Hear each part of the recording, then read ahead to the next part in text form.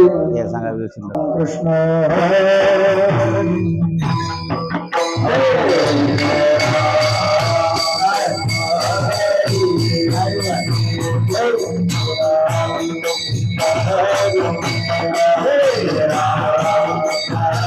हरि जय जय राम कृष्ण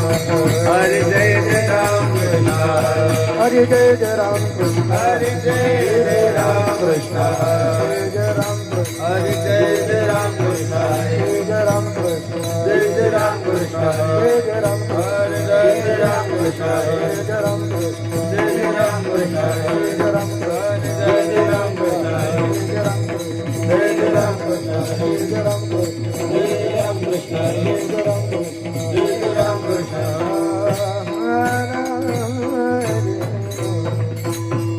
रूप पाहता लोचन सुख झाले वो सजनी सुख झाले वो सजनी सुख झाले वो सजनी रूप पाहता लोचने सुख झाले ओ साजने सुख झाले ओ साजने सुख झाले ओ साजने तो हा विठ्ठल बरवा विठ्ठल बरवा तो हा विठ्ठल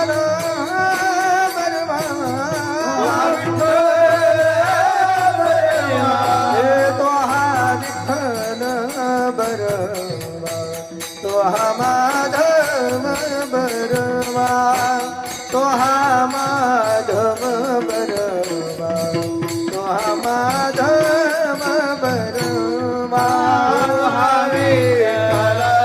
बरवा तो हमादेव बरवा तो हमादेव बरवा तो हमादेव बरवा बहुता सुकृताची जोडी म्हणून विठ्ठली आबरी म्हणून विठ्ठली आबरी म्हणून विठ्ठली आबरी कृताची दोरी म्हणून विठ्ठली आवडी म्हणून विठ्ठली आवडी म्हणून विठ्ठली आवडी तो हा विठ्ठल बरवा तो हा विठ्ठल तो हा विठ्ठल बरवा तो हा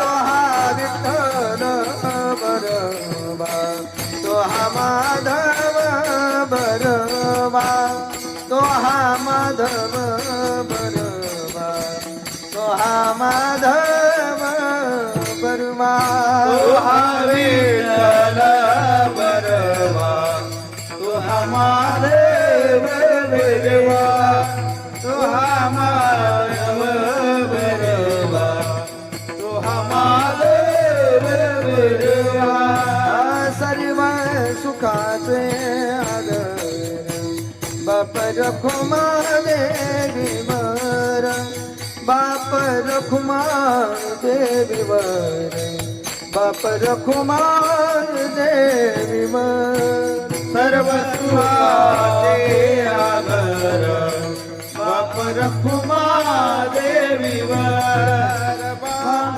रखुमा देवीवर बाप रखुमा देवीवर तो हा विठ्ठल बरवा तो हा विठ्ठल बरवा तो हा विठ्ठल बरवा तो हा तो हा विठ्ठल बरवा तो हा माधव बरवा तो हा माधव बरवा तो हा माधव बरवा तो हा विठ्ठल बरवा तो हा माधव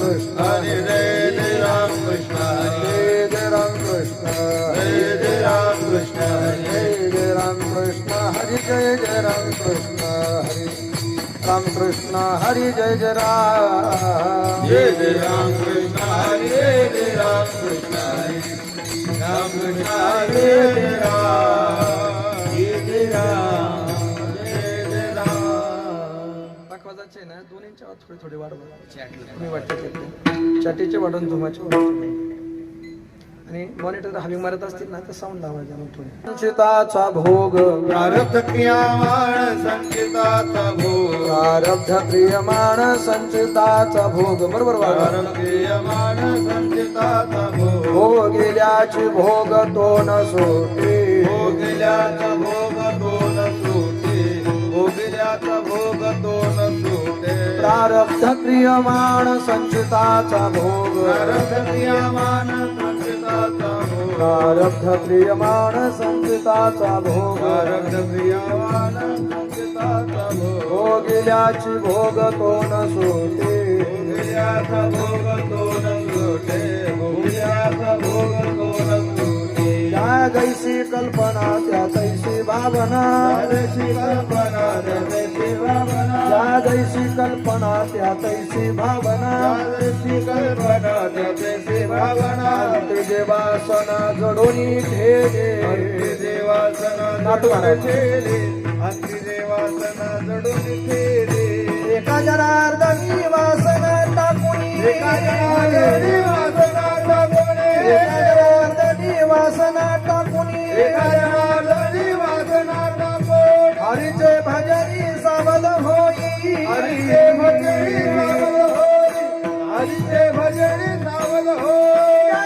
जैसी कल्पना त्या तैसी भावना कल्पना जैसी भावना त्या तैसी कल्पना त्या तैसी भावना जैसी कल्पना जैसी भावना अंतिजे वासना जडोनी ठेली अंती देवासना जडून ठेली अंती देवासना जडून ठेली रखुमाई ओ बार जय जय रखुमाई ओ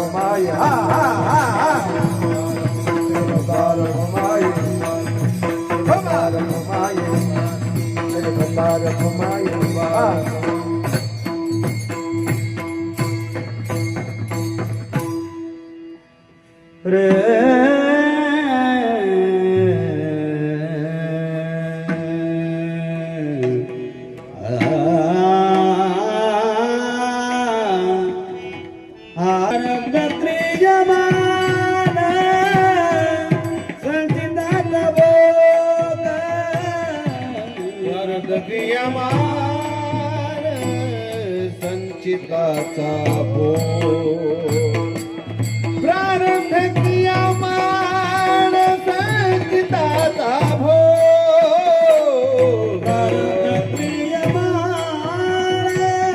संचिताचा भोग प्रारब्ध क्रियमान संचिताचा भोग प्रारब्ध क्रियामाण संचिताचा भोग प्रारब्ध क्रियामाण संचिताचा भोग भोगिनाती भोग दोन सुटे भोगिनाचा भोग दोन सुटे जागती कल्पना जागती बाबा जागती कल्पना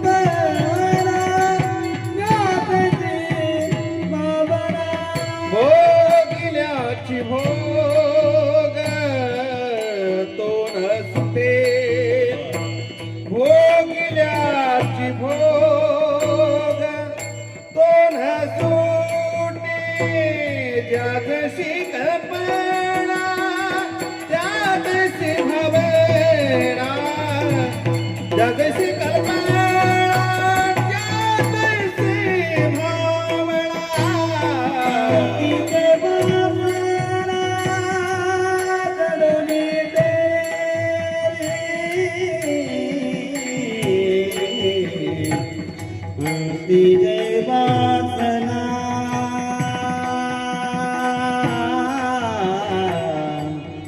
अंतिजे वासना अंतिजे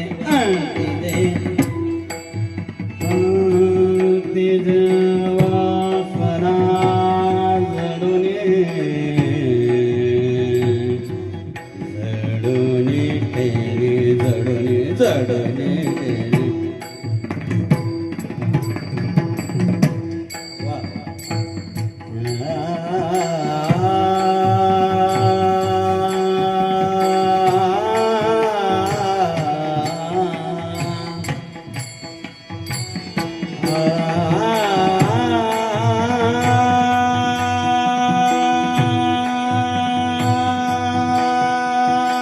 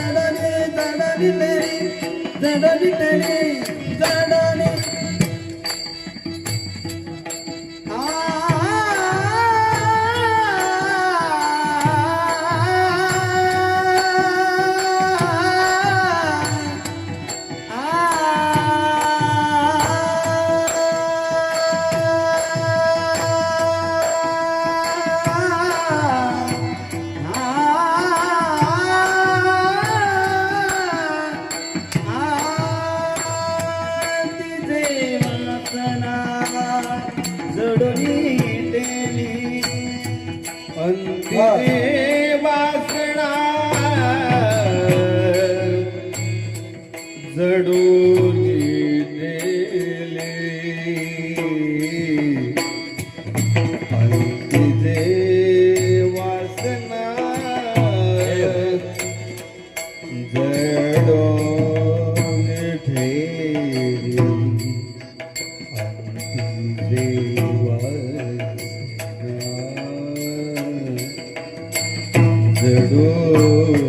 जडून ठेली अंतिजे वासना जडून जडून ठेली अंती देवा अंती दे वासना अंती दे वासना जडून ठेली अंती दे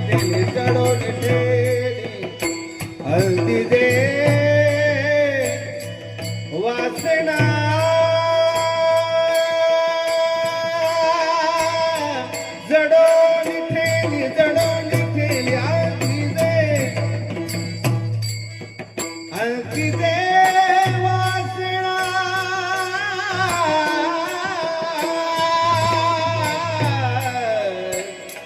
वासना जडून ठेली अंती दे वासना जडून ठेली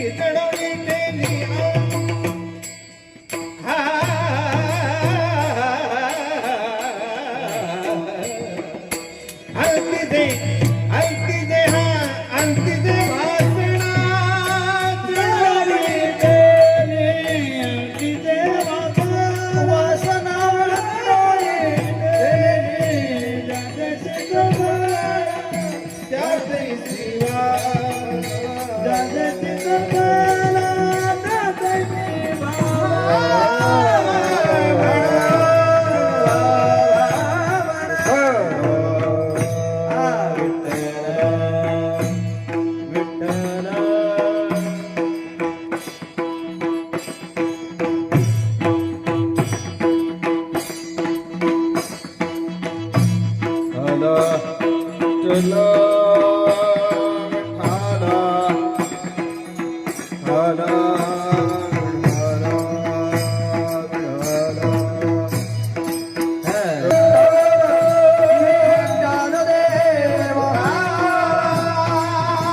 पंढरीनाथ भगवान सावले ज्ञानेश्वर महाराज जगद्गुरु तुकाराम महाराज श्रोमणी सावता महाराज श्रोमणी नळोबा महाराज प्रभू रामलिंग भगवान सद्गुरु योग महाराज की जय.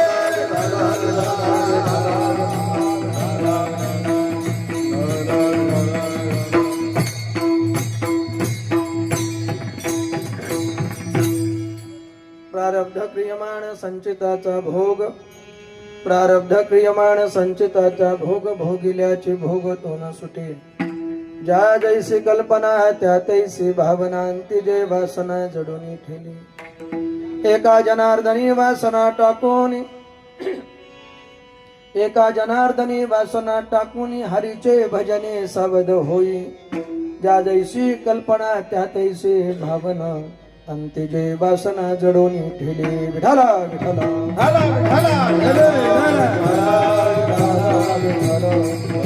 सजयते सुंदरवदनो देवयत्पादपङ्कजस्मरणं वासरमणिरिवतमसामराशिन्नाशयति विघ्नानां समचरण सरोजं सान्द्रनीलाम्बुदाभं जगननिहित पाणिमण्डन मण्डनानां तरुण तुलसीमाला कंधरं कज्जनेत्रं सदयधवल हासं विठ्ठलं चिन्तयामि पंढरीच्या देवराया दंडवत तुझे पाया दंडवत तुझे पाया दंडवत तुझे पाया पाया पाया पंढरीच्या देवराया दंडवत तुझे पाया दंडवत तुझे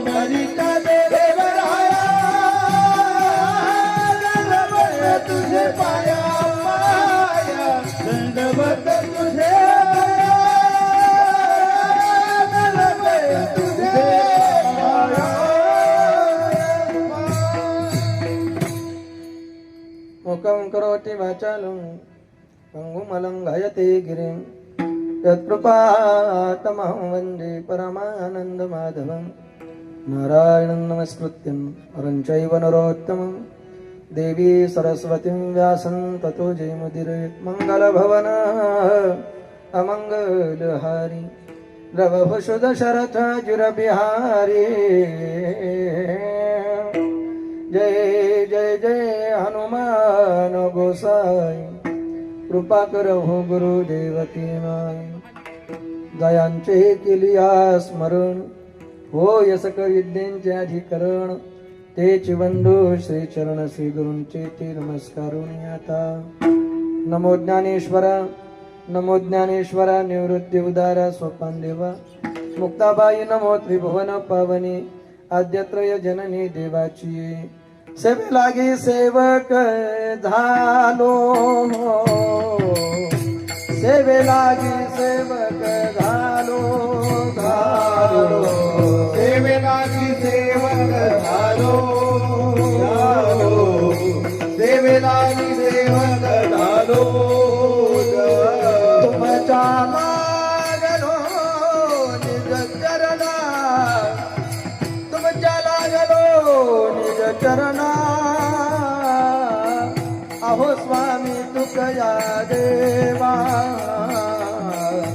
यावरी न करावा फेर तुमच्या लागलो निज चरणा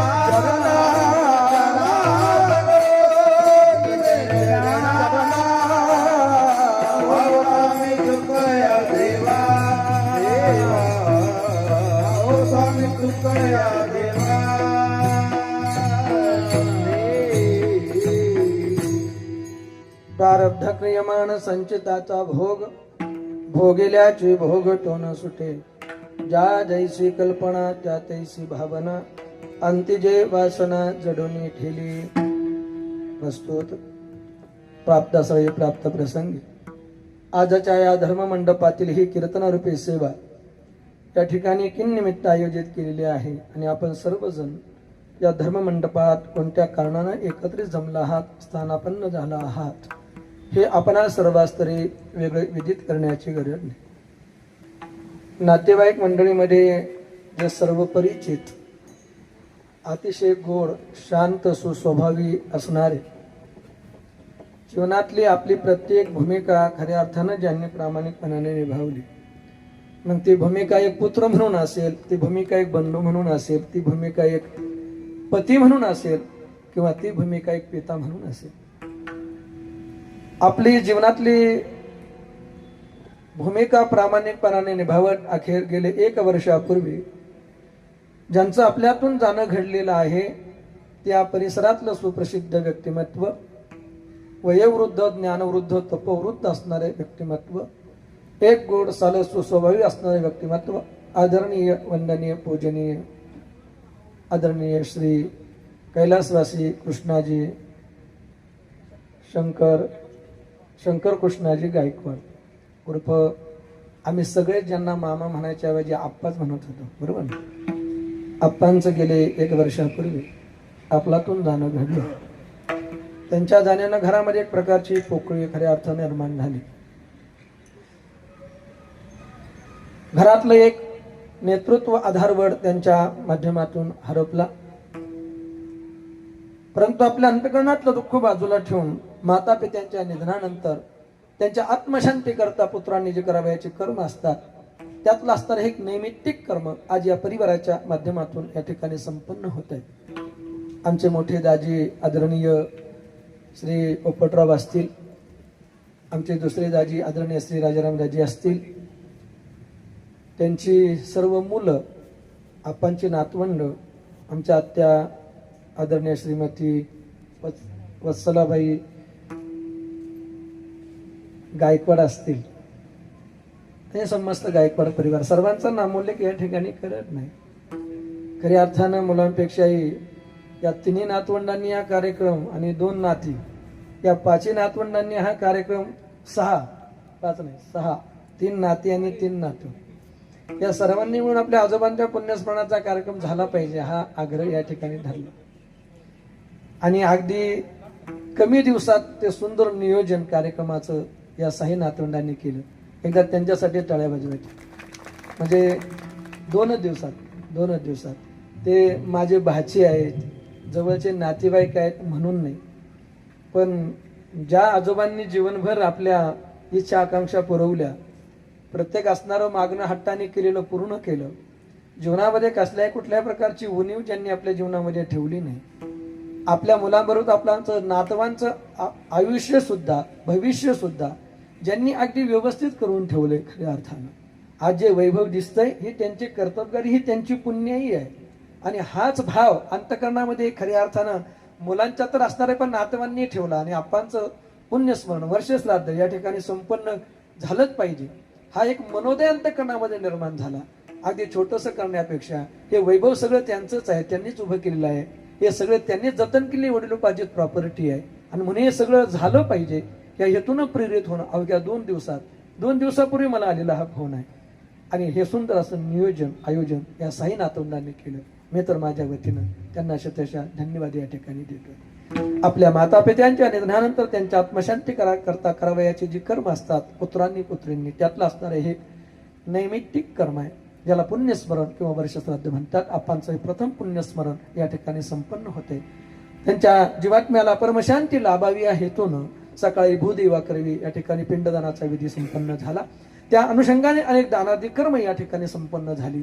त्यामध्ये भूदान, गोदान, द्रव्यदान, वस्त्रदान, हिनदान, अन्नदान आणि या सर्वांमध्ये ज्ञानदान, प्रबोधन किंवा नामसंकीर्तन या हेतून आयोजित ही कीर्तनरूपी सेवा आणि सेवेच्या माध्यमातून ज्या अभंगाची निवड मी या ठिकाणी केली, तो अभंग पैठणचे सुप्रसिद्ध साधू शांती ब्रह्म नाथ महाराज यांचे गाथेतील 3 चरणांचा आणि कर्माची ताकद सांगणारा अभंग चिंतनरूपी सेवेकरता निवडलाय. विठाला विठाला विठाला विठा कोणतंही असो, तसं तर क्रियमान कर्माला सर्वांनी महत्व दिलं पाहिजे. कारण एकदा क्रियमान हातून घडून गेलं की माणूस पारतंत्र्यात जातो. संचित आणि प्रारब्धाच्या बाबतीमध्ये तो पारतंत्र्यात आहे. एकदा क्रियमान हातून घडून गेलं की त्याचं रूपांतर ते संचित किंवा प्रारब्धामध्ये होतं, तिथं तो पारतंत्र्यात आहे. म्हणून क्रियमानातलं कर्म, वर्तमानातलं कर्म करत असताना मनुष्यानं फार विचारपूर्वक केले पाहिजे. कारण कर्म जे 3 प्रकारचं सांगितलं, क्रियमान, संचित आणि प्रारब्ध, नाथ महाराज म्हणतात यातलं एकही कर्म त्याचा भोग दिल्याशिवाय तुम्हाला सुटका देत नाही. भोगिल्याची भोग तो न सुटे. मग ते प्रारब्ध, ते कर्म तुम्हाला तशा प्रकारची बुद्धी निर्माण करतं, तशा प्रकारची कल्पना अंतःकरणामध्ये निर्माण होते. ज्या जैसी कल्पना त्याचं भावनेत रूपांतर होतं, त्या तैसी भावना. आणि प्रबळ वासना अंतिम क्षणी निर्माण होऊन ते कर्म हातून घडून जातं. आणि ती जे वासना जडून ठेली. मग तुकोबाराय म्हणतात ही वासना प्रबळ होता उपयोगाची नाही. मग या वासनेला कुठंतरी आवर घाला, या वासनेला कुठंतरी बंधन घाला. मग तुकोबाराय नाथ महाराज म्हणतात एका जनार्दनी वासना टाकून, वासना टाकून द्या. पण मी आता तंबाखू खायची सोडली बुवा, म्हणजे मी नव्हतो खात.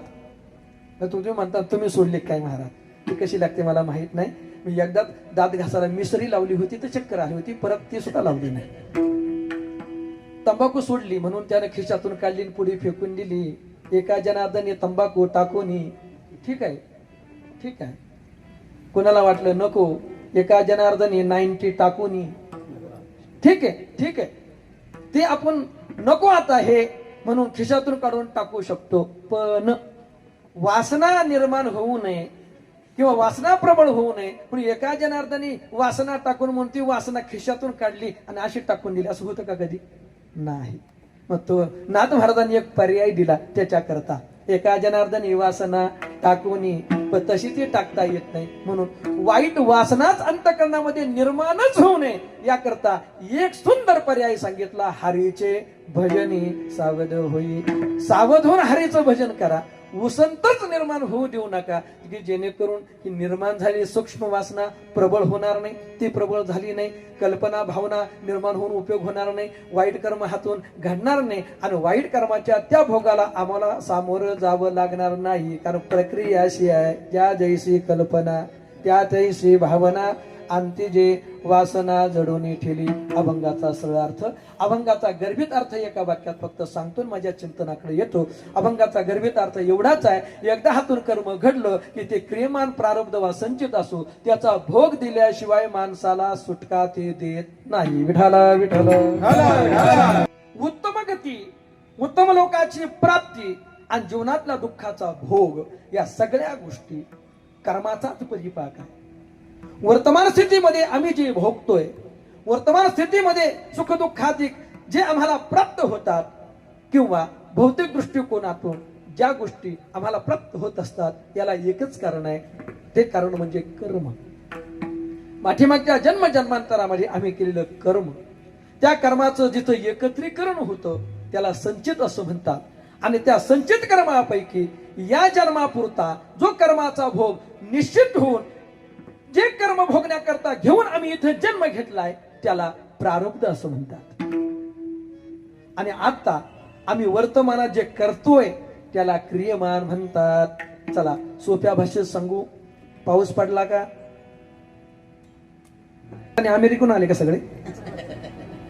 अहो मी 30 किलोमीटरवर राहतोय, तुम्ही 30 किलोमीटरवर, जास्तीत जास्त 5-50 किलोमीटरवरची लोक आहे. मी विचारतोय पाऊस पडला का, तुम्ही म्हणता असंच पाहताय. असं घाबरू नका लय, मी पाहुणाच आहे तुमचा, जरी स्वभाव थोडा तापड असला तरी असं काही नाही. उत्तर पाऊस पडलेला नाही, पण पाऊस पडला, वापसा झाली. आता आम्ही पेरायचंय आपल्याला. पण मामा आता आम्हाला स्वातंत्र्य, आम्हाला मटकी पेरायची का, मूग पेरायचा आहे का, कांद्याला रान रिकामं ठेवायचंय का, ज्वारीसाठी ठेवायचंय का, बाजरी पेरायची का, भूमी पेरायचा आहे. आम्ही आता जे पेरायला घेतलंय त्याचं आम्हाला स्वातंत्र्य, त्याला क्रियमान म्हणावं. आम्ही आता जे पेरायला घेतलंय त्याला क्रियमान म्हणावं. पण गेल्या वर्षी आम्ही बाजरी पेरली होती आणि ती बाजरी बनवून करून कणगीमध्ये साठवून ठेवलेली आहे घरात, त्याला संचित म्हणावं, त्याला संचित म्हणावं. गहू असेल, बाजरी असेल, कणगीमध्ये हरभरा असेल, मूग असेल, घरामध्ये आता ते पेरून काढून करून घरामध्ये सगळं मळून ठेवलेलं आहे अगदी, त्याला संचित म्हणावं. पण घरातलं पीठ संपलं, चपात्या करायच्यात, मग त्यातलं एक पायली काढलं, ते निसलं टिपलं, ते दळून आणलं आणि मळून ठेवलं आणि लाटायला घेतलं, तव्यावर टाकलं, चपाती भाजली आणि ताटात टाकली, त्याला प्रारब्ध म्हणावं. ताटात जे खायला आली ते प्रारब्ध आहे. कणके जे साठवून ठेवलं ते संचित आहे. आणि आता वर्तमानात आम्ही जे करतोय ते क्रियमान. विठाला विठाला.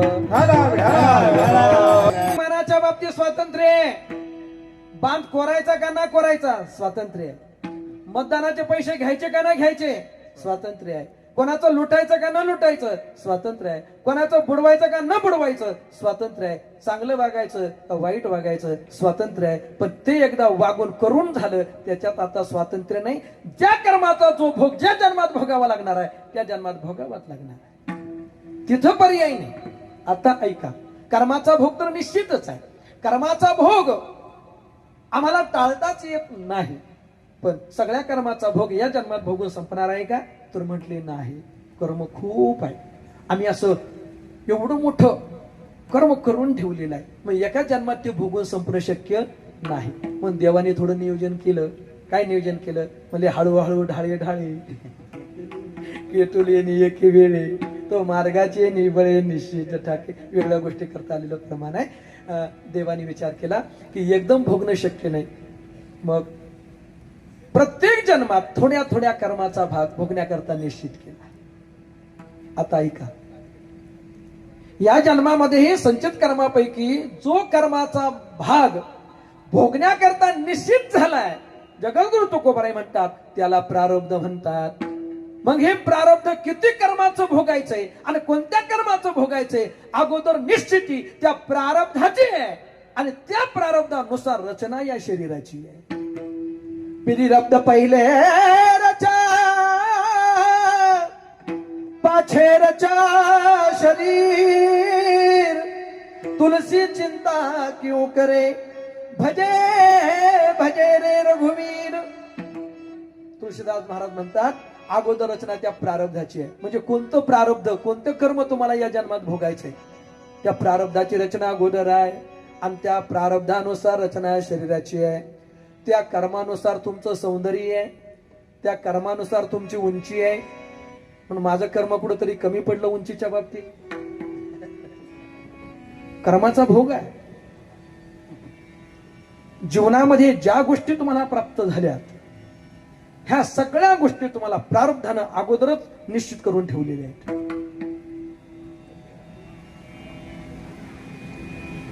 एका ठिकाणी तुकोबारायांचं प्रमाण आहे.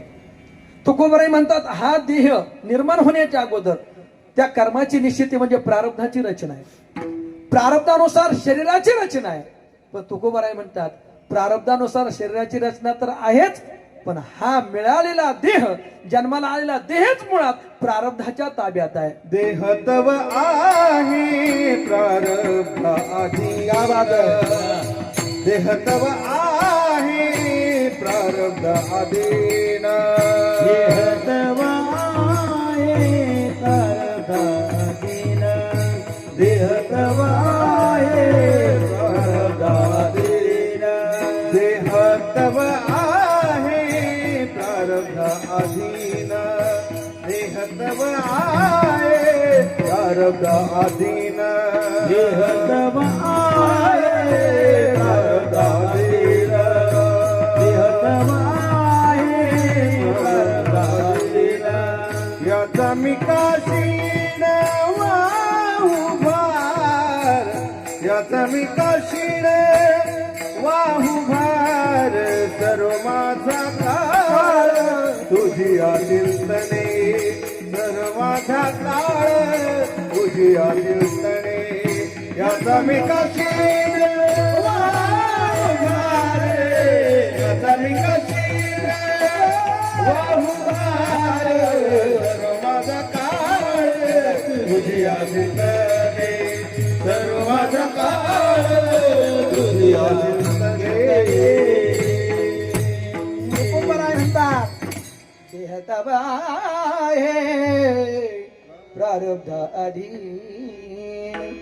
देह प्रारब्धाच्या अधीन. मग प्रारब्धाने जे ठरवले तेच होतंय. त्याला आम्ही फक्त वेगळ्या शब्दात दिला. मनचिती होता नाही हरचिती होतात काल. भले को जाना था बैकुंठ भेज दिया पाताल. मग आपल्याकडे एक म्हण आहे, आम्ही चांगलं व्हावं म्हणून प्रयत्न करतो का वाईट व्हावं म्हणून? स्वतःच, लोकांचं नाही. आता लोकांसाठी काय प्रयत्न करतो हे ज्याचा त्याला माहिती आहे, तो जाहीरपणे तर सांगणार नाही. मी त्याच्या चांगल्यासाठी प्रयत्न करतो का वाईटासाठी? पण आपल्या स्वतःच्या बाबतीमध्ये आपलं चांगलं व्हावं म्हणून आम्ही प्रयत्न करतो का आपलं वाईट व्हावं म्हणून, चांगलं व्हावं म्हणून? मग मला सांगा, आपण ज्या ज्या गोष्टीसाठी जेवढे जेवढे प्रयत्न केले त्या प्रयत्न अनुसरून जीवनामध्ये सगळं आपलं चांगलं झालं का आतापर्यंत? नाही ना. प्रयत्न करू सुद्धा आमच्या मनाप्रमाणे आमचं चांगलं झालंय का? नाही. मग त्याच्यासाठी आपल्याकडे म्हण आहे, करायला गेलो गणपती झाला मारुती. मला मास्तर व्हायचं होतं, मला मास्तर व्हायचं होतं, पण मी महाराज झालो. फक्त दोन्ही शब्दातला पहिलाच असणारा जे अक्षर आहे ते समान आहे, मास्तर आणि महाराज. त्याचं प्रारंभ आहे. आमच्यापुढे आमचे भाची जावई बसले. सध्या MPSC ला पुण्यात जर तुम्ही गेला तर MPSC देणारे एवढे पाहायला भेटतील ढिगाणी, पण सगळे सुटतात का? मला प्रयत्न करणाऱ्यापैकी खूप मंडळी, माझे खूप विद्यार्थी पुण्याला होते, त्यातले आता काही शिक्षक आहेत, काही इंजिनियर झाले नंतर. ते म्हणतात महाराज नुसतं प्रयत्न असून चालत नाही, तिथं प्रयत्नाबरोबर प्रारब्धाची सुद्धा जोड पाहिजे. हे मी म्हणत नाही, कारण प्रारब्धाने या गोष्टी आमच्या बाबतीमध्ये ठरवून ठेवल्या. 10वीच्या वर्षात पोरं शिकत असताना त्यांना विचारला, कोण म्हणते डॉक्टर व्हायचे, कोण म्हणते इंजिनियर व्हायचे, कोण म्हणते वकील व्हायचे, महाराज व्हायचं कोणीच म्हणत नाही. पण आमच्यासारखं एखादं होतच ना, हे आमचं प्रारब्धच आहे. आम्हाला व्हायचंय असं कोणीच म्हणत नाही, पण होतातच ना, हे त्यांचं प्रारब्ध आहे. कारण प्रारब्धानं, अरे चाणक्य म्हणतो, आमच्या बाबतीमध्ये आम्ही जन्माला यायच्या अगोदर आईच्या पोटात असताना या 5 गोष्टींची निश्चिती केली: आयुष्य, कर्म, वित्त, विद्या आणि निधनमेवच म्हणजे मृत्यू. विठाला भाग्याचे निभडसे, उद्यमाचे निमिसे, संपत्ती दाता पैसे घर रिगे, अन्नमान धन, हे तो प्रारब्धाधीन, हे तो प्रारब्धाधीन, हे तो प्रारब्धाधीन.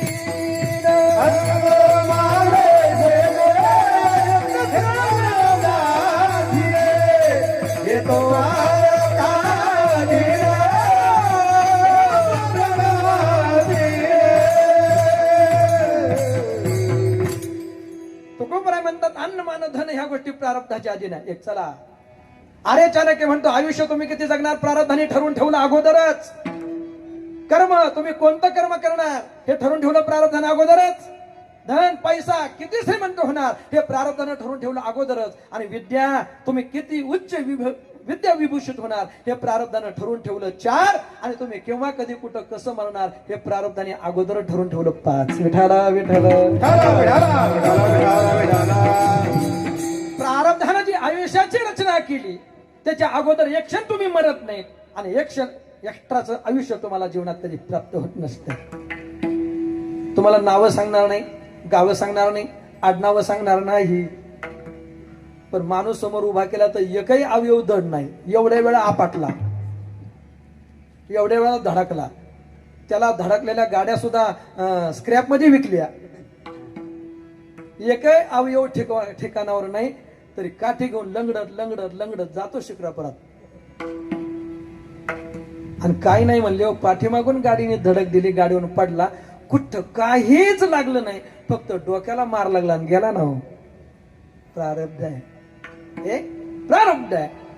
गाडी जर पाहिली तर टोटल लॉस, यातलं एकही वाचलं नसलं असं वाटतं, एकही मेलेलं नसतंय. आणि गाडी उगत थोडी कुठून तरी स्क्रॅच झालेली, अरे किरकोळ आहे हो, कोणीच मेलं नसेल, पण दोघंही वाचलेले नसतात. आयुष्य एक क्षण आम्ही अगोदर मरत नाही, आता एका क्षणाचं आयुष्य जास्तीचं मला मिळत नाही. चला, वित्त, पैसा किती चालला भराभर, तर दोन्ही पाय. जगाच्या पाठीवर असा कोण आहे की त्याला पैसा, बायको आणि पोरं नकोशी वाटतात? विठाला विठाला.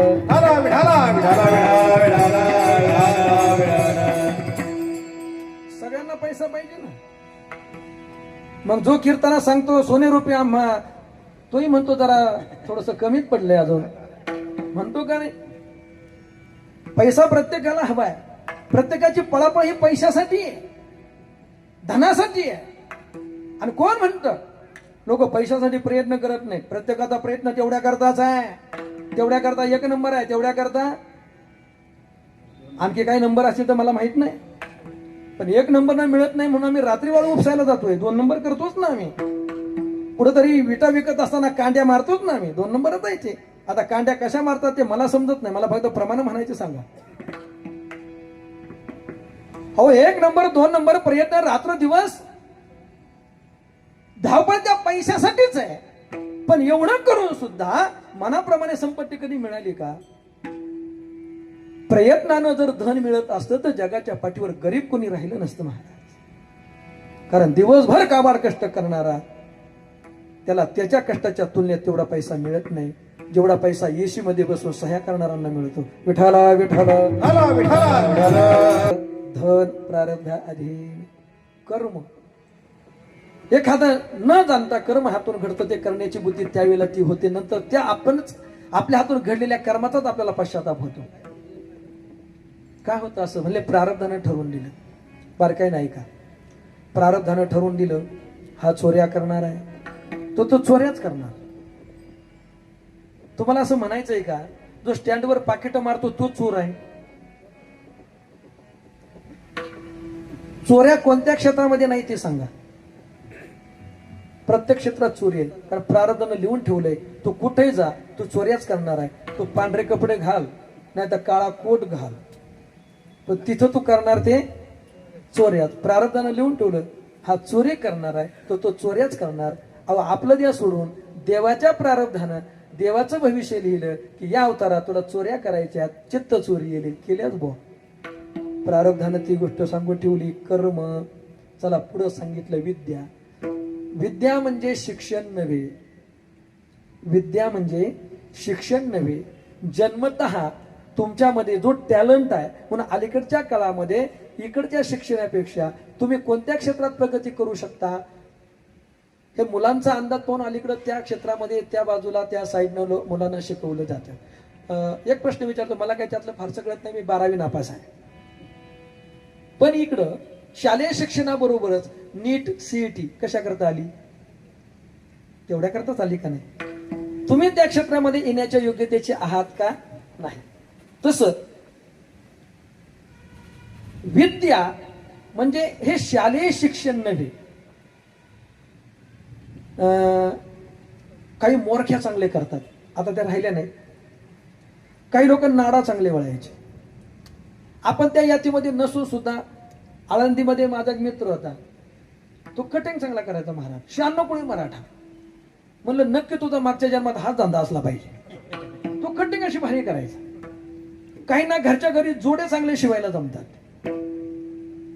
आमचे वडील मला आठवते रुमन म्हणा, पाभारीचा फन म्हणा, बसवायला सुतारला कधीच बोलवलं नाही. दांडी बसवायला सुतारला कधीच बोलवलं नाही.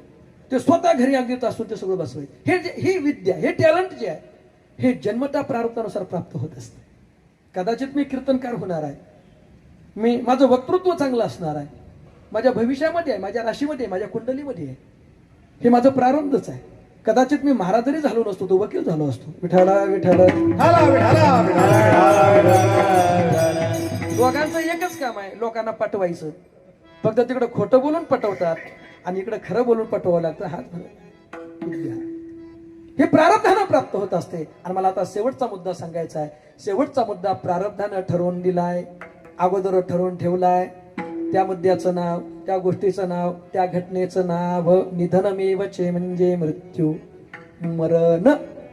मग एके ठिकाणी तुकोबराय म्हणतात उपजली या पिंडा मरण सांगाते, किंवा ज्ञानोबरायांनी म्हणावं उपजेते नासे नाशिले ते पुनरपी दिसे घे घटिका यंत्र जैसे परिभ्रमेगा. मरायचे, मृत्यू, मरण हे प्रारब्धानं अगोदर ठरवून ठेवलेलं आहे. म्हणून प्रारब्धानं जसा आमचा मृत्यू ठरवलाय तो मृत्यू तसाच त्याच पद्धतीनं त्याच निमित्तानं त्या ठिकाणी येणारच आहे. या घटनेमध्ये आम्ही बदल करू शकत नाही. याचं कारण आमचं प्रारब्ध आणि प्रारब्ध कसं तयार झालं तर पाठीमागच्या जन्मातलं आम्ही केलेलं कर्म. विठ्ठल विठ्ठल. प्रारब्धानं ठरवून दिलेल्या या घटनामध्ये आम्ही आमच्या स्वप्रयत्नानं कधीच बदल करू शकत नाही. नाथ महाराज म्हणतात हा कर्माचा भोग या निमित्तानं या घटनांच्या माध्यमातून भोगल्याशिवाय आम्हाला पर्याय नाही. भोगिल्याचे भोग हे दोन सुटे भोगिल्याची भोग. हा हा दोन सुटे भोगिल्याचे भोग. दोन सुटे भोगिल्याचा भोग. प्रारब्ध क्रियमान संचिताचा भोग. प्रारब्ध क्रियमान संचिताचा भोग. प्रारब्ध क्रियमान संचिताचा भोग. प्रारब्ध क्रियमान संचिताचा भोग. भोगण्याची भोग दोन सुटे. भोगण्याची भोग दोन सुटे. जगती कल्पना जगती भावना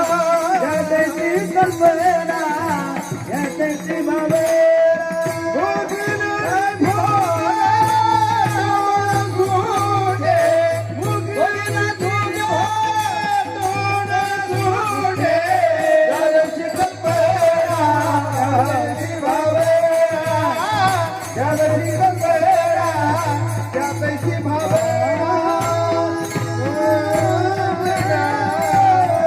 प्रारब्धाने आमच्या जीवनामध्ये ज्या भोग ज्या गोष्टी ज्या घटना ठरवून ठेवलेल्या आहेत त्या घटना जीवनामध्ये घडतच राहतात. त्याच्यामध्ये बदल करण्याचं सामर्थ्य आमच्यात नाही. प्रारब्ध बदलवण्याच्या कामाला सत्ता संपत्ती वशिला चालत नाही. माझा बाप आमदार आहे हा तो कोणी असू दे. अरे ज्याने हे विश्व निर्माण केलं त्या भगवंताला सुद्धा स्वतःच्या कर्माचा प्रारब्धाचा भोग स्वसामर्थ्यानं बदलता आला नाही. वशिला किती मोठा आहे. वशिला किती मोठा आहे. आपण व्यवहारात म्हणतो ज्याचा वशिला त्याचं कुत्र आणि ज्याचा नाही वशिला त्याच्या घरात खायला नाही म्हशीला. ज्याचा वशिला त्याचं कुत्र कशाला आम्ही म्हणतो. पण प्रारब्धाच्या बाबतीमध्ये मात्र हा वशिला कामाचा ठरत उपयोगाचा ठरत नाही. वशिला किती मोठा. कृष्ण सहाय्य पांडवासी. कोण जगाचा मानव कोणाला सहाय्य पांडवांना.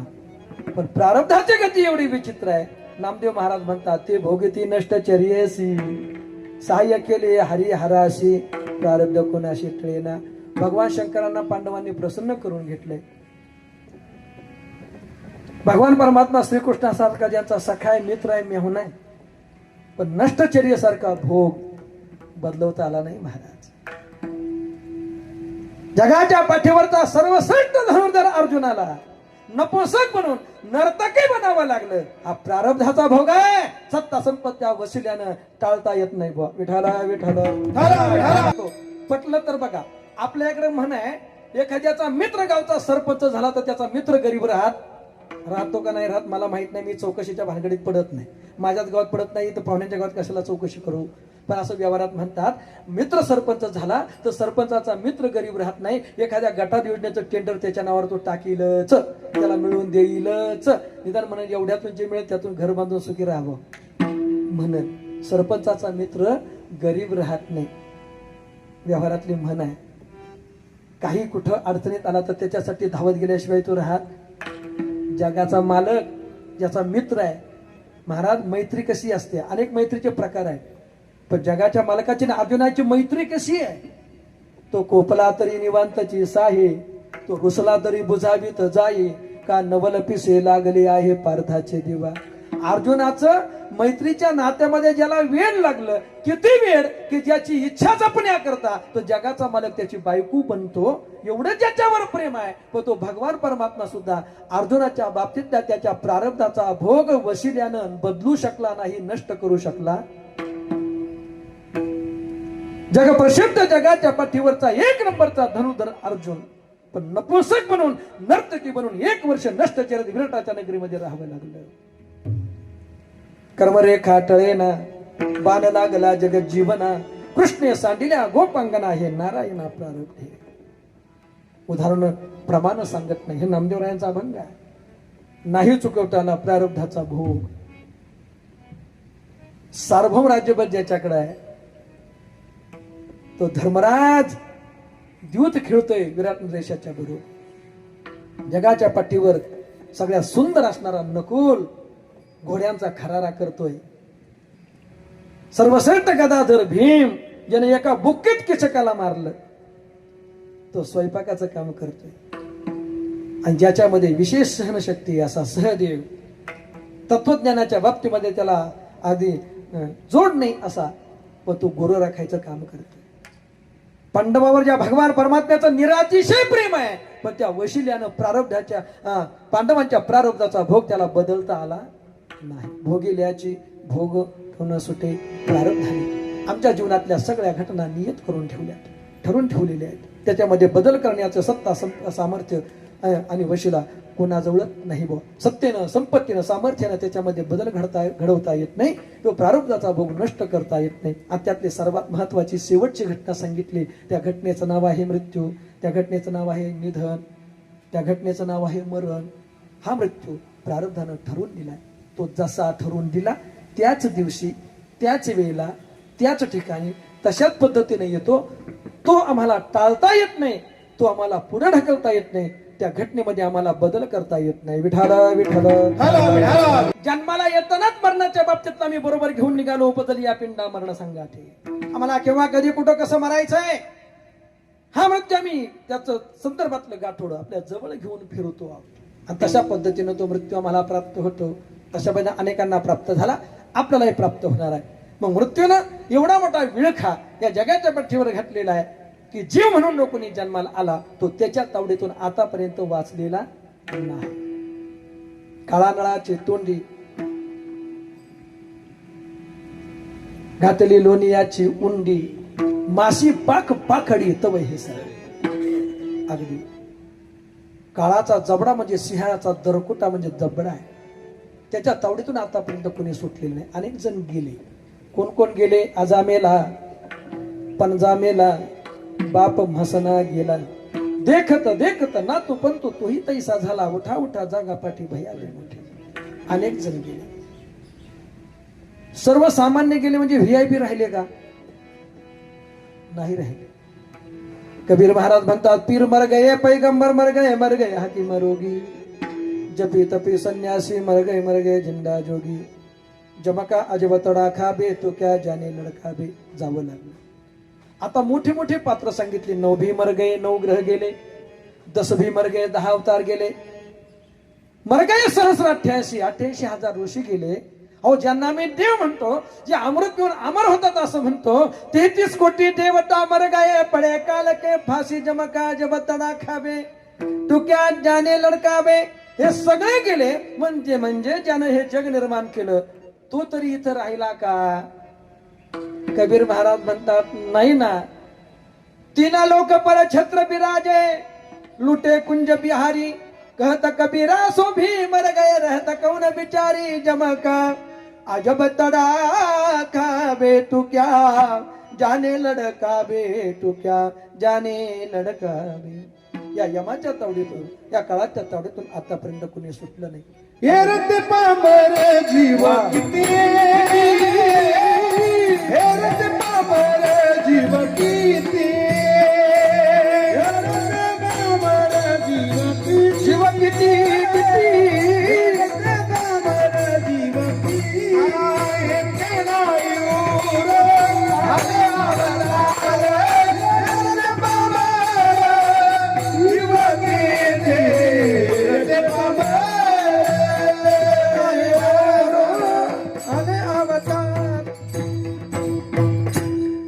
ते पामर जीव किती. येथे भगवान परमात्म्याचे अवतार शिल्लक राहिले नाहीत. ऐका, मी एक युक्तिवाद नेहमी करत असतो, आज तो पुन्हा मांडेल. किती गेले आम्हाला माहित नाही. आपल्या गावातले आतापर्यंत किती गेले माहित नाही. जाऊ द्या, एवढा कोण हिशोब ठेवणार आहे. पण आपल्या मलटण फाट्यावरचे आतापर्यंत किती गेले आठवत नाही ना. आठवणार. जाऊ द्या, आपण ज्यांचं ज्यांचं सुतक पाळले त्यात ते किती गेले नाही ना सांगता येत, जाऊ द्या. पण जे अतिशय जवळचे क्लोज रिलेशन, एकदम जवळचं चुलत किती गेले नाही सांगता येत. बरं फक्त चुलत किती गेले येईल सांगता नाही, कोणी ध्यानात ठेवत नाहीत महाराज. पुढे गेले त्याचा मूळ ना.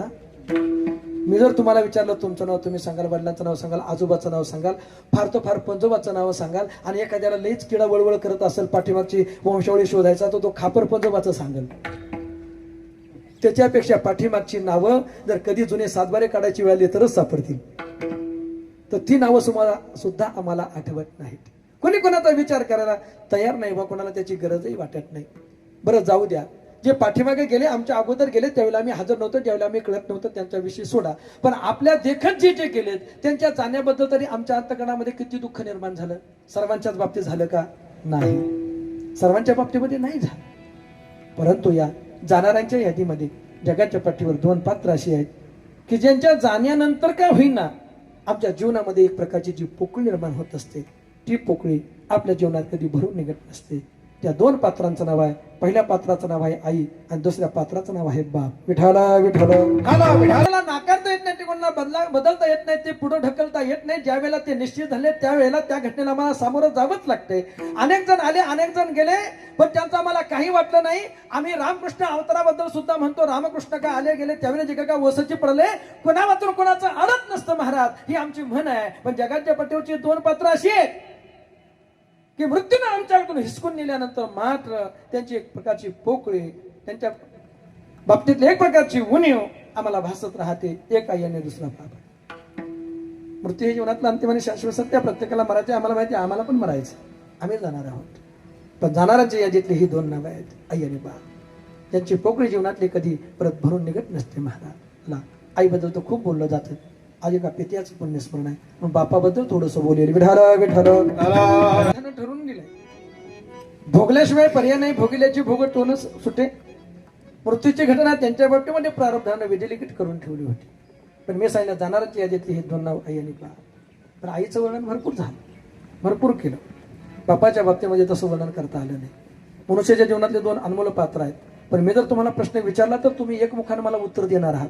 मी जर विचारलं, हे सर्वश्रेष्ठ पात्र आहे, परंतु आई आणि वडील या दोघांपैकी श्रेष्ठ पात्र कोणतं, तर इथं बसलेले नव्हे, घरी झोपलेले सुद्धा जर कीर्तन ऐकत असेल तर मनातून त्यांनी उत्तर दिलं असेल, आई. जगातलं सर्वश्रेष्ठ पात्र, आणि ते कोणी नाकारू शकत नाही. कारण आईचं जे श्रेष्ठत्व ज्या गोष्टीमुळे आहे, वडिलांनी ते श्रेष्ठत्व प्राप्त करून घ्यायचं ठरलं, तर आईच्या बाबतीतल्या त्या गोष्टी वडील जीवनामध्ये करू शकत. आईनं आम्हाला 9 महिने 9 दिवस पोटात वागवलं, बापाला शक्य आहे का? पण आई श्रेष्ठच आहे. अंतकाळच्या वेदना सहन करत तिने जन्माला घातला, हे बापाला शक्य आहे का? नाही. म्हणून आई श्रेष्ठच आहे. तिने आपल्या रक्ताचं अमृत करून आमच्या मुखामध्ये भरून आम्हाला लहानाचं मोठं केलं. वडिलांनी किती प्रयत्न केला तरी वडिलांना हे शक्य नाही, म्हणून आई नावाचं पात्र हे श्रेष्ठच आहे. पण प्रेमाच्या या प्रांतामध्ये आई आणि वडील या दोघांची तुलना जर करायची ठरली तर लेकरावर आई जास्त प्रेम करते का बाप जास्त प्रेम करतो, या बाबतीमध्ये मात्र काही लोकांच्या मताला माझा नक्कीच विरोध असेल. विठाला म्हटलं की आम्हाला ती कविता लगेच डोळ्यासमोर उभी राहते. कोणती? आई माझी मायेचा सागर, किंवा ज्यांना कविता असेल त्यांच्या डोळ्यापुढे हे वाक्य येत असेल, आई सारखे दैवत साऱ्या जगतामध्ये नाही, स्वामी तिन्ही जगाचा, आई विना भिकारी, आई म्हणून कोणी, आई हाक मारी, ती हाक येई कानी मद होय शोककारी. ठीक आहे, आईच्या बाबतीमध्ये भरपूर बोललं गेलं. पण प्रेमाच्या प्रांतामध्ये आई आणि वडील तशी दोघात तुलना होतच नाही. पण सूक्ष्म दृष्टीने करायची ठरली तर एक माझा जाहीर प्रश्न तुम्हाला आहे, खरं मनापासून सांगा, अंतकरणापासून सांगा, आमच्यावर प्रेम करणाऱ्या या 2 पात्रापैकी दोघांपैकी थोडंसं का होईना, किंचित का होईना, पण आमच्यावरती जास्त प्रेम करणारं पात्र कोणतं? त्या पात्राचं नाव आहे बाप. फरक एवढाच आहे, पोराच्या पायात काटा मोडला, लेकराच्या आईच्या डोळ्यात पाणी येतं. पण बापाच्या येत नाही. पायात काटा मोडला म्हणून आईच्या डोळ्यात पाणी आहे, पण आरपार गेला काटा आता का मुलाला वेदना होते पायातून काढायचा कसा याची चिंता ज्याच्या अंतःकरणात आहे तो बाप आहे. लक्षात घ्या. पायात काटा मोडला म्हणून रडते ती आई आहे, पण आता पायातला काटा काढायचा कसा लेकराला वेदना न होता याची चिंता करतो तो बाप आहे. विचार बारीक आहे, गोष्ट छोटी आहे, पण त्या चित्रपटाचं एक नाव आहे ना, गोष्ट छोटी पण डोंगरा एवढी. इकडे तसंच आहे. प्रेम तर आई करते, प्रेम तर बापही करतो, पण दोघातला फरक आहे. अंतकरणातल्या प्रेमाला डोळ्यातल्या आसुंत्याद्वारे प्रगटीकरण सादरीकरण करून जे आमच्यावर प्रेम करते ती आई आहे. पण कुठल्याही प्रकारची प्रेमाची छटा डोळ्यातनं दाखवतो आयुष्यभर आपल्या लेकराच्या हिताकरता जो लेकरावर प्रेम करत राहतो तो बाप आहे. विठाल विठ्ठल.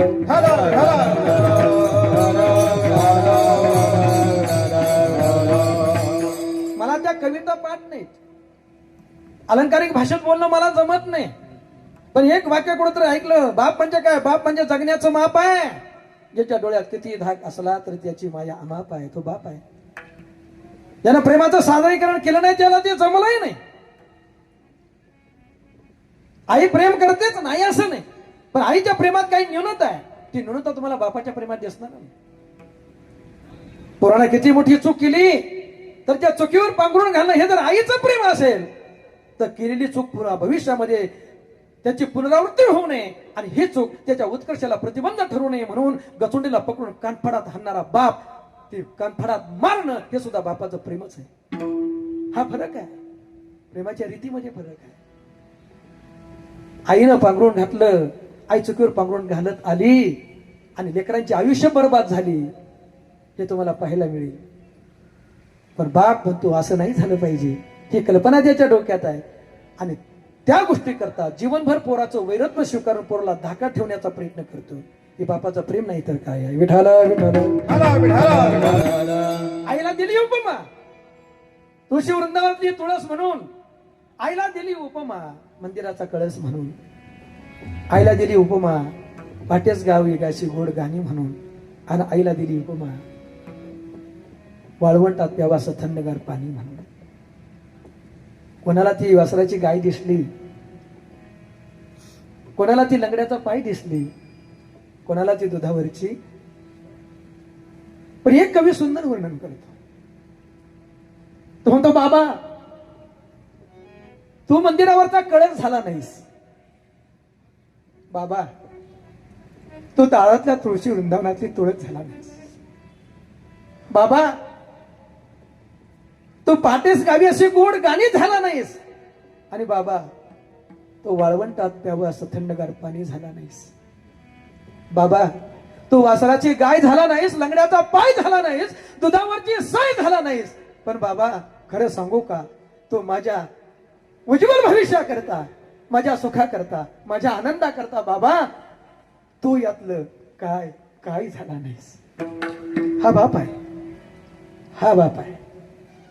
बाप बापाच्या प्रेमाला कधी फूटपट्टी लावताच नाही आली, बापाच्या मायेला कधी मोजपट्टी लावताच आली नाही बुवा. पै पै करून पैसा जमवणारा, काबाड कष्ट करणारा, घरातल्या कोणत्याही उणीवीची साधी भनक सुद्धा कुटुंबातल्या आपल्या लेकराला लागू न देणारा तो खऱ्या अर्थानं बाप आहे. बाप करी जोडी लेकुराचे ओढी, बाप करी जोडी लेकुराचे ओढी, आपुली गुरवंती बाळवणी, आपुली गुरवंती बाळवणी, बाप करी जोडी लेकुराचे ओढी, बाप करी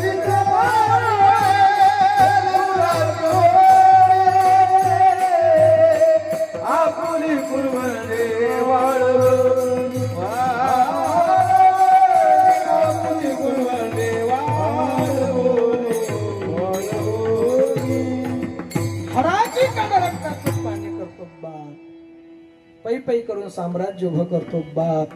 आणि ज्या दिवशी मुलगा कर्तबगारीला आला त्या दिवशी मुलाच्या स्वाधीन करून प्रपंचातून निवृत्त होतो तो बाप. मरेपर्यंत पोरांची चिंता करत राहत होतो बाप. प्रसंगी संकटांना सामोरं जाऊन लेकरांना सुखी ठेवण्याचा प्रयत्न करतो तो बाप. कोणीतरी पाठीमागं बोललं, आईबद्दल खूप बोलले, खूप ग्रंथ लिहिले, खूप कविता, खूप गाणी लिहिली गेली, बापाच्या बाबतीमध्ये लिहिली गेली नाही. जर लिहिली तरी ती कमी पडली, कमी लिहिली गेली. असं का? एकानं सुंदर उत्तर दिलं. आईनं प्रेमाचं सादरीकरण केलं म्हणून ते डोळ्यानं दिसलं. त्याला साजेसे, त्याला उपमेय असा शब्द संग्रह लेखक कवीला सापडला देखील. पण बापाचं स्थान एवढं उंच आहे महाराज की लेकरांची नजर त्या स्थानापर्यंत कधी पोहोचूच शकत नाही, तिथपर्यंत जाऊ शकत नाही. बापाला कोणी जाणवू शकलं नाही तर त्याला उपमा देणारे शब्द तरी लेखक कवीला सापडतील कसे? विठ्ठल विठ्ठल त्याचा शेवट कुठं आहे आम्हाला नाही सांगता येत, तिथपर्यंत नजर नाही पोहोचू शकत. राजा धर्मानं यक्षाच्या प्रश्नाला उत्तर देत असताना हे तर सांगितलं, अरे पृथ्वीपेक्षा वजनदार जर माझी माई असेल तर आकाशापेक्षा उंच माझा बाप आहे, जिथपर्यंत त्यांच्या लेकराची नजर जीवनभरात कधी पोहोचलीच नाही. मग बाप असताना बापाचं महत्व, बाप असताना बापाचं प्रेम, बाप असताना बापाची माया कळणं फार अवघड आहे. आईचं प्रेम, आईची माया, आईची तळमळ आई असताना कळते, पण बापाच्या बाबतीमध्ये हे समीकरण मात्र उलट पडलं. मी एक वाक्य नेहमी वापरत असतो, आईच्या आणि बापाच्या दोघांमध्ये हा तर फरक आहे. आई असताना आईची माया कळली, प्रेम कळलं, त्याची जाणीवेची उणीव किंवा उणीवेची जाणीव आणि त्या कल्पनेनं व्याकुळ झालेलं मन. पण बापाच्या बाबतीत तसं घडलं नाही. बापाच्या बाबतीमध्ये मात्र हे नाणं उलट पडलं. बापाच्या बाबतीमध्ये काय घडलं माहित आहे? बापाचं बापपण आम्ही बाप झाल्याशिवाय कळलं नाही. बापाचं बापपण आम्ही बाप झाल्याशिवाय कळलं नाही आणि बापाचं देवपण बाप देवा घरी गेल्याशिवाय समजलं नाही. विठ्ठल विठ्ठल.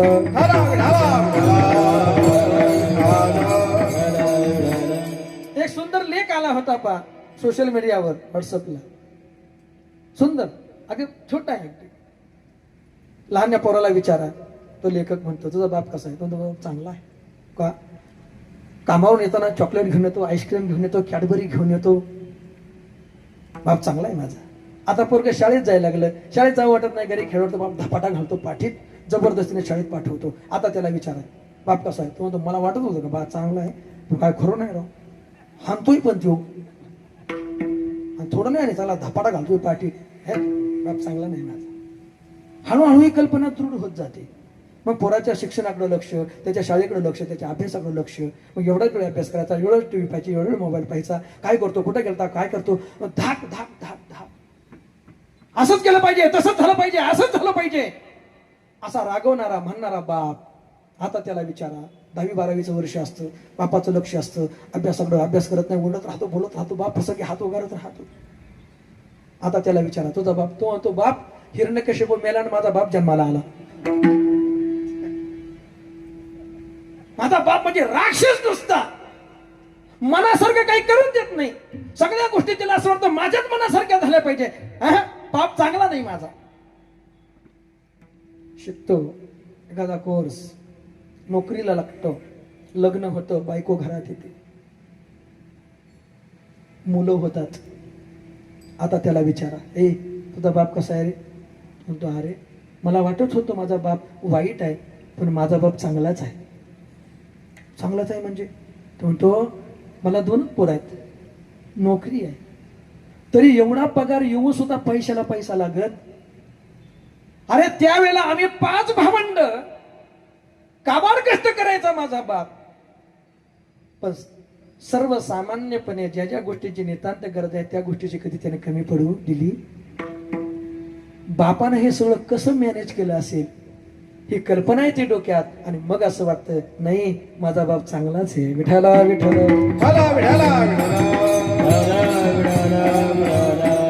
जाऊ लागतात, मुलं मोठी होऊ लागतात, 10वी-12वी, कॉलेज, डिग्री, डिप्लोमा, शिक्षण वाढत जातात, पुढे जातात, तसे तसे पैशाचा ओघही खर्च होणारा वाढत राहतो. घरात कमी पडलं बायको रागावते, घरात कमी पडलं बायको रागावते, मुलांना कमी पडलं मुलं रागवतात.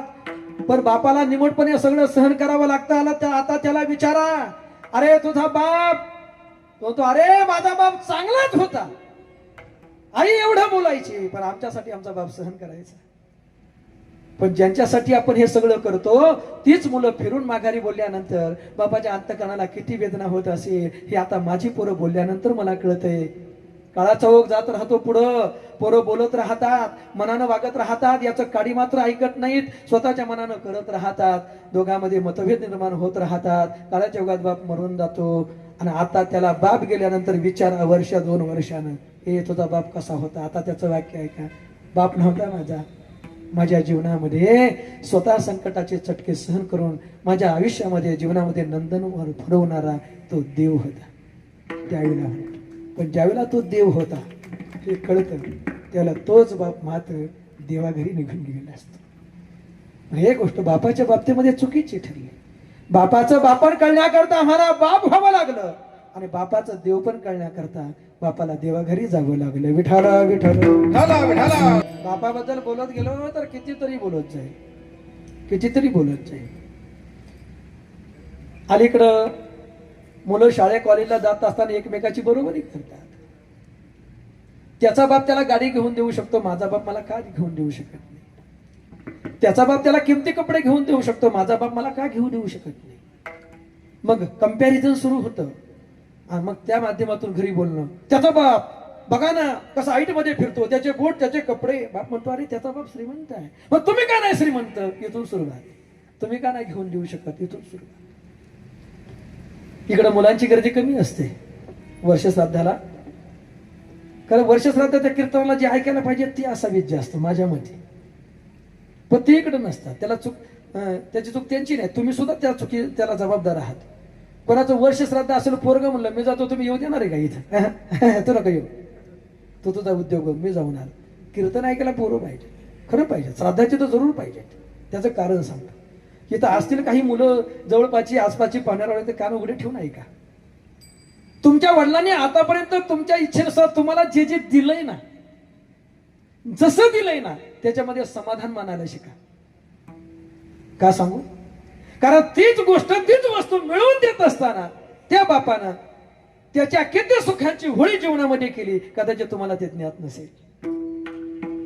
किती इच्छांची होळी केली असेल, किती स्वतःच्या आकांक्षाची होळी केली असेल, स्वतःच्या अंतःकरणातले आणि कितीतरी गोष्टी त्याने तशा दाबल्या असतील, तुम्हाला माहित नसेल.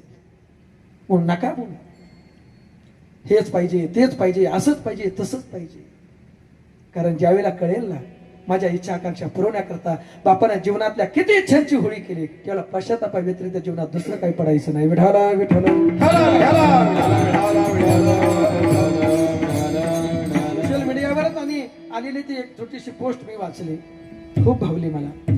सत्य वा काल्पनिक मला माहित नाही, पण ज्यानं ती लिहिली, शब्दांकन केले, त्याला माझा मानाचा त्रिवार मंजूर आहे. आयुष्य दारिद्र्यात काढलं बापानं, लग्न झालं तुटपुंच्या पगाराची नोकरी, शिकता तर नाही हुशार असून सुद्धा. तुटपुंच्या पगाराची नोकरी धरली, लग्न झालं, मुलगा झालं, पण मुलाकडे लक्ष बापाचं. माझ्या आयुष्यात जे मी सोसलंय ना ते माझ्या मुलाला मी सोसू देणार. माझ्या आयुष्यात जे मला कमी पडलं त्याची कमतरता माझ्या मुलाला भासू देणार. माझ्या आयुष्यात जे मला मिळालं नाही ते त्याची कमतरता माझ्या मुलांना पडू देणार नाही. तर काय मी सांगत असतो मी एक वाक्य, माझ्या वयातले जे बाप आहेत ना 35 ते 50 या वयातले, त्या प्रत्येक बापाच्या मनात एकच आहे, पंडादाजी, जे मला मिळालं नाही ते माझ्या पोरांना मिळालं. या गोष्टी मला मिळाल्या नाहीत त्या सगळ्या गोष्टी माझ्या पोरांना मिळाल्या पाहिजे. आम्हाला अजूनही आमचं बालपण आठवतंय. हिऱ्याच्या गुणीची हातपिशवी 7 विषय असते तो वया 5च असायच्या. पेन्सिल बॉक्स शार्पनर, खोड रबर, त्या गोष्टी 10 पैशाला मिळणार आहे एवढूशा, त्याच कधी संपून जायच्या. 10 पैशाची रिफिल, पण त्या रिफिलला पैसे मिळत नव्हते. आम्ही अनुभवलं. पाहायला चपला, किती बारीक गोष्टी सांगू. पण आज आम्ही विचार करतो नाही, आज डझनानं वय आहेत, डझनानं पेन्सिल आहे, डझनानं पेन आहेत. का? त्या बापाच्या मनात एकच आहे, जे मला मिळालं नाही त्या सगळ्या गोष्टी माझ्या पोरांना मिळाल्या पाहिजेत. विठाला विठाला. मनात हे सगळं पुरवण्याची क्षमता प्रत्येक बापामध्ये असेलच असं नाही ना. म्हणून जे मिळाले त्याच्या समाधान मानायला शिकलं पाहिजे. म्हणून मोठं होऊ लागलं, बापाचं लक्षच अभ्यास केला पाहिजे, चांगली पगाराची नोकरी मिळाली पाहिजे, जीवनात जे पाहिजे ते सगळं मिळवता आलं पाहिजे.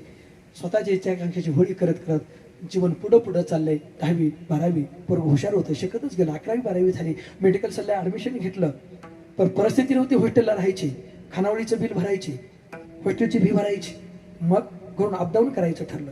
3 किलोमीटर पायी चालत जायचे, एसटी पकडायची, तिथून 10-12 किलोमीटर कॉलेजला जायचे. 3 महिने गेले. पोरगं म्हणू लागलं, बाबा मला गाडी जशी जमेल तशी पण गाडी घेऊन द्या. वेळ वाया जातो, गाडी यायला वेळ, गाडी एखादी चुकली दुसरी गाडी यायला वेळ लागतो, लेक्चर चुकतात माझे, दुसऱ्याकडून नोटीस घेऊन अभ्यास पूर्ण करायला लागतो. बाबा तुम्ही म्हणता तसा अभ्यास करतोय, तुम्ही म्हणाल तसं शिकतोय, तुम्ही म्हणाल तसा प्रयत्न करतोय ना, त्यानं गाडी घेऊन. पोरं येतात म्हणून नाही, मजा म्हणून नाही, माझी गरज म्हणून बापानं सांगितलं, बाबा रे तू काही म्हण पण एवढे पैसे नक्कीच माझ्याकडे नाहीत. 6 महिने पोरांना अजून वाट पाहिली, पण बाप गाडी घेऊन देत नाही. बापाच्या म्हणण्यानं शिकतोय, बापाच्याच म्हणण्यानं अभ्यास करतोय, बापाचंच ऐकतोय, पण माझी किंमतच नाही बापाला. मी तळमळून सांगतोय तरी बाप ऐकायला तयार नाही. पण पोरगं बापावर रुसलं, राहायचंच नाही घरात. जिथं माझ्या बापाला माझी किंमत नाही, निघून जाईल, मी पुण्यात राहील, कष्ट करू शकल, काम करू शकल, मला थोबड बघायचं नाही घरातल्यांचं. आणि रागानं पोरगं निघालं. जुजबी लागणारे कपडे, साहित्य बॅगमध्ये भरलं, लॅपटॉप बॅगमध्ये टाकला, कपडे घातले.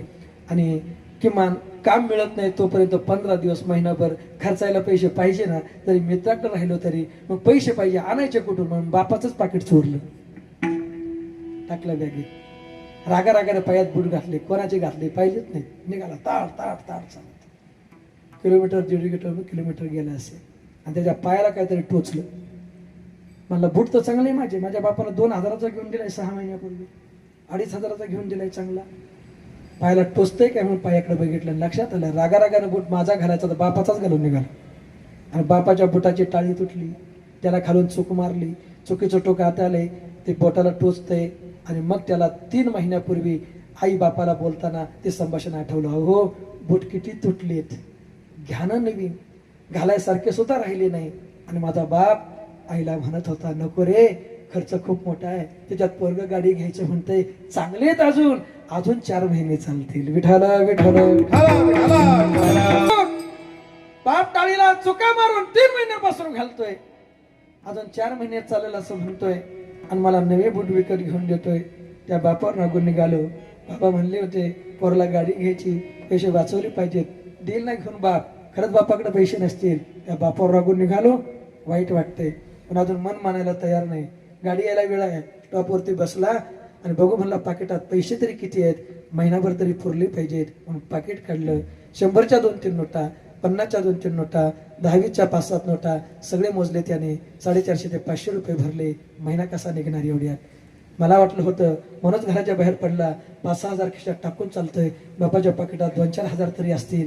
अरे 500 रुपये पाकिटात घालून बाप फिरत असतो, कामावर जातो. आणि मी बापावर रागून निघालो. खरंच माझ्या वडिलांकडे पैसे नसतील. पाकिटामध्ये 2-3 चिठ्ठ्या जपून ठेवलेल्या होत्या. कसल्या असतील बरं, एवढ्या जपून ठेवल्यात बापानं. म्हणून पहिली चिठ्ठी काढली, 40,000चं बिल. रागच आला याला, कुठं खर्च केले बापानं आणि मलाच गाडी घेऊन द्यायला पैसे नाहीत. आणि वरती बघितलं तर यालाच लॅपटॉप घेऊन दिला होता 40,000चा कॅश मध्ये. अरे माझ्यासाठी बापाने 40,000 घातले, मग माझी गरज पाहतो गाडी का नाही घेऊन देणार. त्या बापावर रागून निघालो. डोळे आश्रून भरले. 2 थेंब खाली गाळावर उघडले. रडत त्यानं ती चिठ्ठी पाकिटात ठेवली. दुसरी चिठ्ठी काढली. चिठ्ठी होती गाडीची एक्सचेंज वापर, जुनी गाडी द्या आणि नवीन गाडी. बापानं पैसे नव्हते पण ज्या गाडीवर बाप ऑफिसला जात होता, मुलाच्या गरजेपोटी, मुलाच्या हट्टापोटी बापानं ती स्वतःची जुनी गाडी एक्सचेंज केली होती. 3-4 दिवस गाडी दिसत नव्हती. पण पोराने विचारलं, पप्पा गाडी दिसत नाही, मुलाला सरप्राईज द्यायचं होतं. म्हणून बापानं सांगितलं, नाही रे, गाडीचं मोठं काम निघाले, कामासाठी लावले. आता मात्र घळघळ डोळ्यातून पाय. शेवटची 3री चिठ्ठी बापानं जपून ठेवलेली त्यानं बाहेर काढली. हुंदका आवरला, डोळ्यातले अश्रू पुसले आणि चिठ्ठीवर एक वाक्य लिहिलं होतं, मला मनापासून आवडणारी गोष्ट. काय आवडत असेल माझ्या बापाला, असं बापानं चिठ्ठीमध्ये लिहून ठेवले. त्याच्या ऑफिसला काहीतरी कार्यक्रम आणि त्या कार्यक्रमात तो खेळ खेळता खेळता ती लिहिलेली ती चिठ्ठी. काय आवडत असेल. चिठ्ठी उघडता उघडता मनात विचार येत होते, चांगले कपडे घालायला आवडत असतील, माझ्या बापाला फिरायला जायला आवडत असेल, माझ्या बापाला चांगल्या घरात राहायला आवडत असेल, चांगल्या हॉटेलवर जेवायला जायला आवडत असेल. काय आवडत असेल माझ्या वडिलांना, काय आवडत असेल. त्याने चिठ्ठी उघडली आणि चिठ्ठीमध्ये एक मायना लिहिला होता, आयुष्यात दारिद्र्यात गेलं माझं, मनासारखं आयुष्यात कधीच काही मिळालं नाही, ना लिहायला, ना खायला, ना पाहायला, ना कुठं जायला. लहानपणापासून कॉलेजला जाईपर्यंत चप्पलच नाही मिळाली.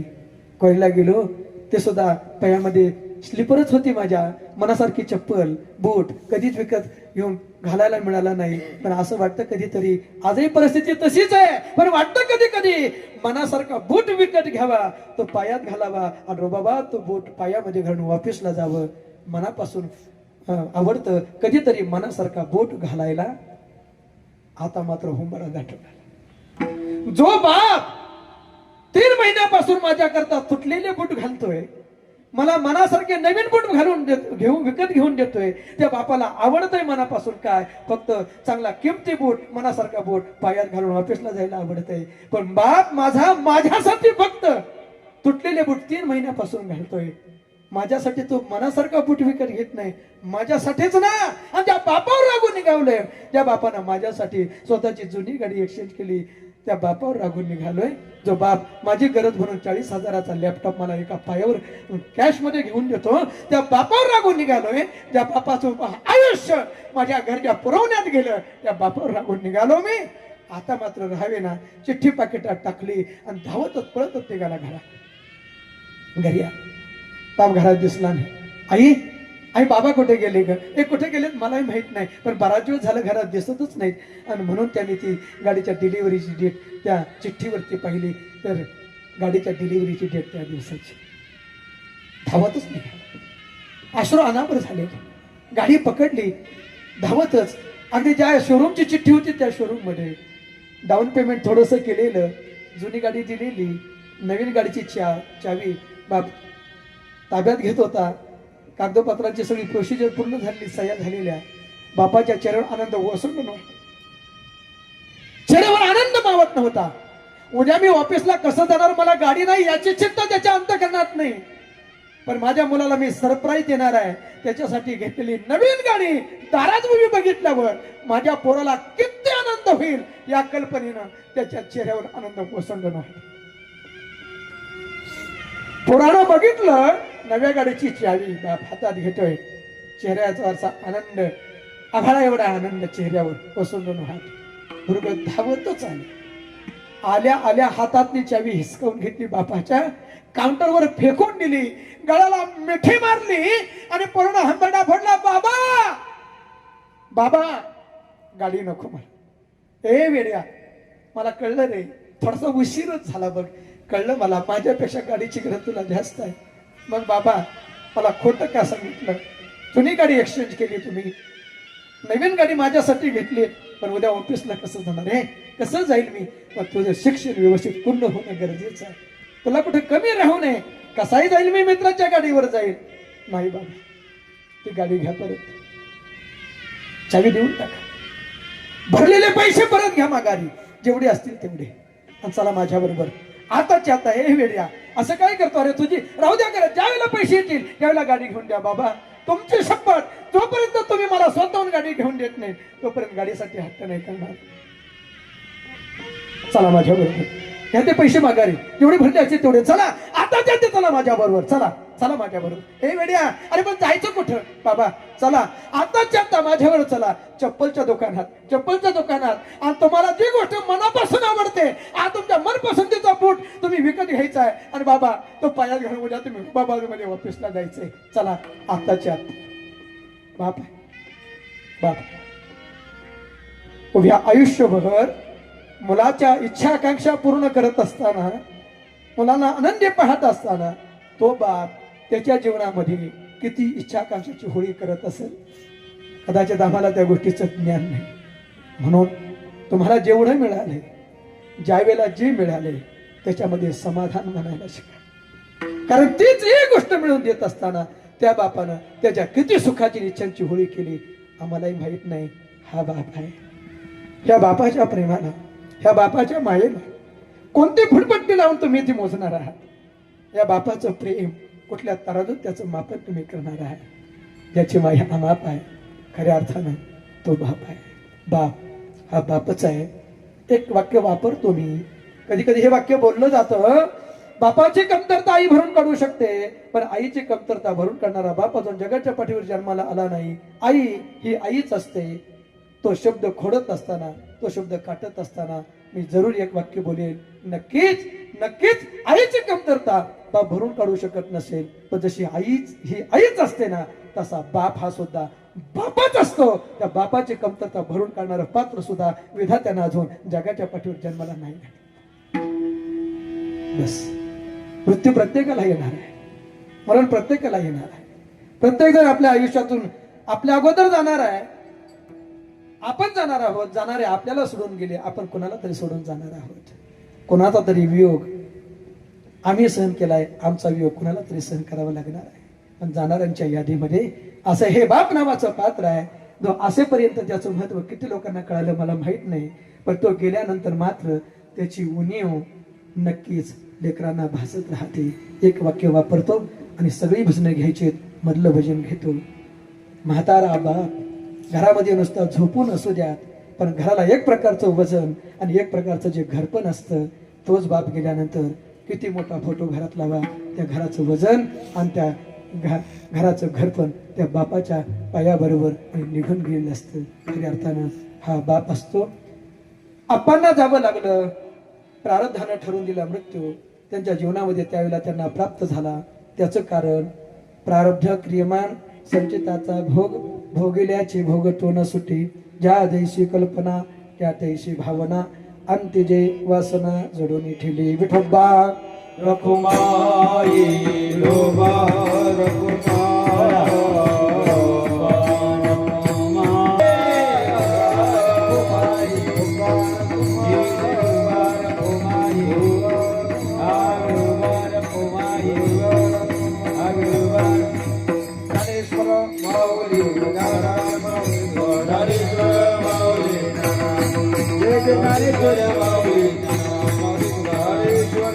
म्हणाला महाराज बापाबरोबर बद्दल आणखी बोला तर संध्याकाळपर्यंत, संध्याकाळी जेवणाला 8 वाजेपर्यंत बोलत नाही.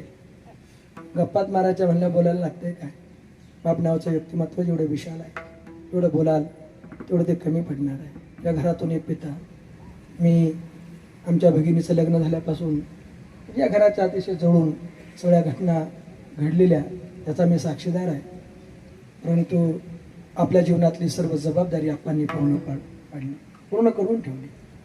मुलांचं भविष्य, नातवांचं भविष्य दृष्टीसमोर ठेवून सगळं काही जिथल्या तिथं करून ठेवले. आज कसली उणीव या कुटुंबाला, या परिवाराला आहे असं मला वाटत नाही. सगळ्याच बाजूनं सक्षम सबल असा हा परिवार या ठिकाणी आपल्याला जो उभा दिसतोय, याचं एकमेव कारण आहे या कुटुंबाचा आधारवड, या कुटुंबातला एक मजबूत खांब. खऱ्या अर्थानं आमचे आप्पा गेले. या घरातलं एक बाप नावाचं व्यक्तिमत्व काळाच्या पडद्याआड गेलं. आप्पा गेले. या घराचा एक आधारवड असा कायमचा खाली कोसळला. त्यांची उणीव, यांची कमतरता या परिवाराला नक्कीच भासत राहणार आहे. परंतु आईवडिलांच्या ऋणातून, आपल्या पित्याच्या ऋणातून मुक्त होण्याकरता या कुटुंबानं हा सुंदर असा कार्यक्रम या ठिकाणी संपन्न केला आहे.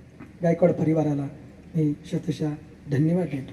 कारण प्रत्येक जीवाची आत्मशांती करता नामस्मरण असं एक प्रभावी साधन आहे की त्या साधनाद्वारा त्या जीवात्म्याला सद्गती प्राप्त करून देण्याचं सामर्थ्य आहे. नामसंकीर्तन साधन पै सोपे, किंवा तुका म्हणे कोटी कुळयती पुनीत, भावे गाता गीत विठोबाचे या नियमाप्रमाणे.